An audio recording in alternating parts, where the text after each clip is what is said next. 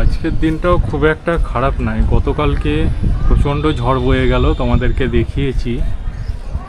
আজকের বিকেলটা খুব সুন্দর হয়ে গিয়েছে। সকালবেলা থেকেও যদিও গরম ছিল, কিন্তু গতকালকের মতো নয়। আর একটু আগে ঘুড়ি উড়াচ্ছিলাম। ঘুড়ি উড়াতে গিয়ে প্রত্যেকটা ঘুড়ির এরকম অবস্থা।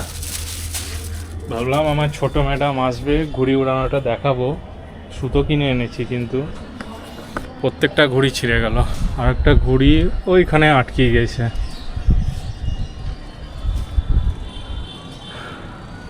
এই ছাদে উঠলে বহরমপুর শহরের অধিকাংশ জায়গা দেখা যায়।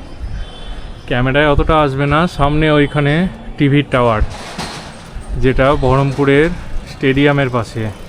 আর এইখানে টেলিফোনের টাওয়ার, যেটা বিএসএনএল অফিস, মানে একদম স্কোয়ার ফিল্ডের পাশে। অথচ রাস্তা দিয়ে যেতে গেলে কতটা ঘুরে যেতে হয়।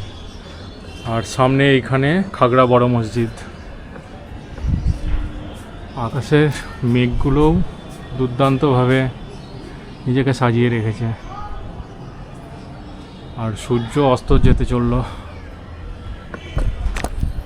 দুপুরে বেরিয়েছিলাম, কিন্তু ক্যামেরা নিয়ে গেছি, ক্যামেরার মাইক নিয়ে যেতে ভুলে গেছি, সেই জন্য ক্যামেরা করা হলো না।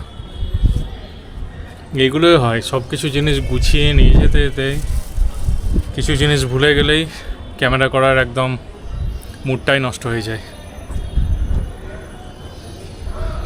এই হলো আজকে সোমবারের ওয়েদার। বহরমপুর শহরে সোমবারের বিকেলের ওয়েদার। অনেকে এখনও ঘুড়ি উড়াচ্ছে।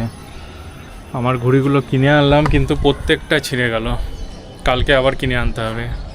সুতো কিনে এনেছি, কিন্তু ঘুড়ি আর নেই। ঘুড়ি গতকালকে, আগামীকালকে ঘুড়ি কিনে আনবো।